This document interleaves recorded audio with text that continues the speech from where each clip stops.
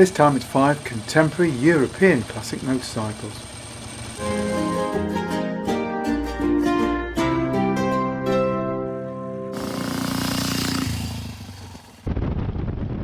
This time we're following up on our video about Japanese classics with a look at some European bikes that we think are destined for classic status. That's assuming they haven't got there already, of course.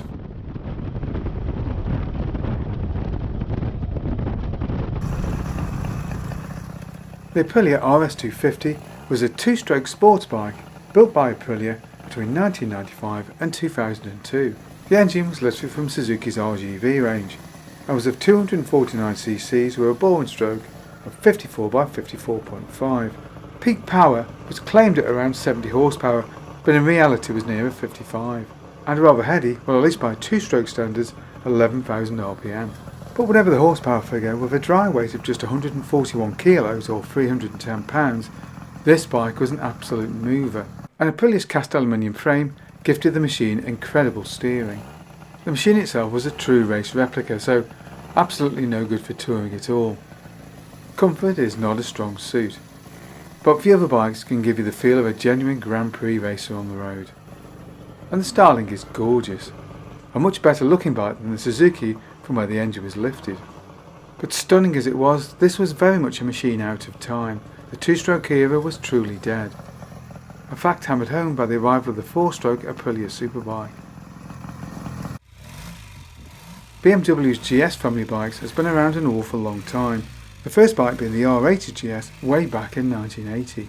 And while this was in effect a little more than a styling exercise at the time, the range has gradually evolved to be very distinct from pretty much anything else in BMW's range. 1987 would see the introduction of the power lever suspension system, and the machine became available with the 980cc motor. And these original airheads continued to have a very strong following, and would remain in production right through until 1997. But by that time the oil head had already entered the range, available as an 850, an 1100, and later 1150 and 1200 cc's. And these machines would really establish the look of the modern GS. But it was really the adventures of Charlie Borman and Ewan McGregor in 2004 on their long way round expedition that really launched the bike as a top seller, and the bike went from successful machine to sales phenomenon. Later machines would adopt water cooling, but by this point the bike was becoming untenably large as an off-roader, with the machine effectively becoming a large road tourer. In response, BMW released the new 1300 model. This is quite a bit smaller than the previous models and was rather more compact. But a lightweight trail bike it certainly isn't. Ultimately, for most people who buy the bike, that doesn't really matter. But the machine's reputation as a solid, comfortable tourer pretty much written in stone. Ducati's 916 range of superbikes first took its bow in 1994 and was available as a 916cc engine or as a 748. Much of the running gear is clearly based on the earlier 851, but the styling is completely different. The engine is the water-cooled version of Ducati's L-Twin. There's a bore and stroke of 90 by 66.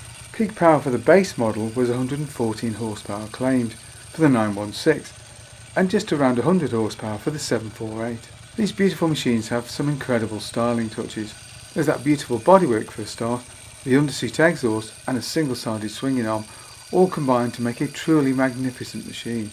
Just like the Aprilia, comfort wasn't exactly top draw, but that didn't matter to most people who were going to buy one. And of course the 916 could back up its beauty with true racing success, with 4 World Superbike Championships between 1994 and 1998. Latterly the machine was enlarged first to 996 and later 998ccs and would enjoy further racing success. Today the machine has become a desirable classic and is often described as a style icon.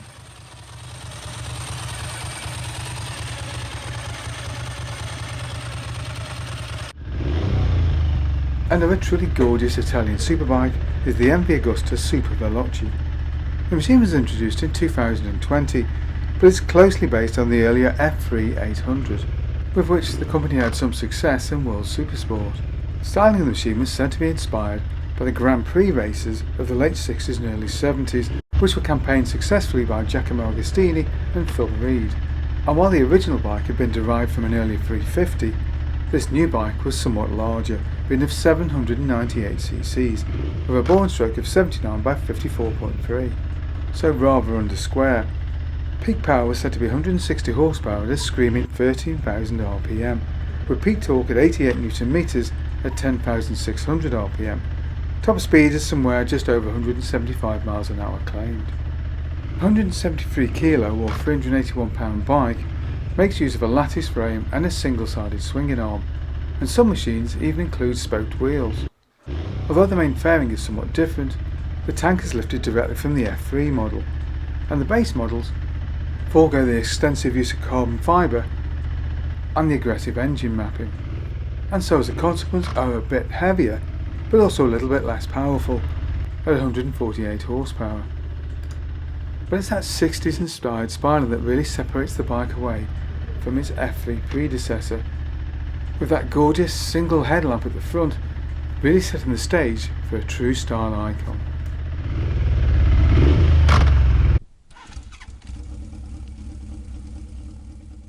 Hinckley's Triumph Daytona was a sports bike that first took its bow in 1991 with the rebirth of the Triumph range. The first machines used the short-stroke version of the modular engine, so were available as 750 or 1000 cc's, with the 750 claiming a modest, relatively speaking, but very flexible 90 brake horsepower, and its bigger brother producing a claimed 125 horsepower. The earlier modular range wasn't exactly cutting edge. As a result, sales of the 750 were pretty modest, whilst the 1000 fared a little better, being viewed very much as a sort of sports tourer. But while relatively comfortable, there was no getting away from the fact that these machines were pretty heavy compared to the opposition, and in the sports bike class the engines were just off the pace. On the bright side, despite their relative rarity, these machines can both be picked up for really good money today.